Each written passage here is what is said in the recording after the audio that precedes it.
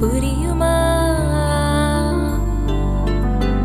சுபலாலி லாலியே லாலி லாலியே, அபிராமி லாலியே லாலி லாலியே. ஓஹோ கண்மணி, அன்போடு காதலன் நான் எழுதும் கடிதமே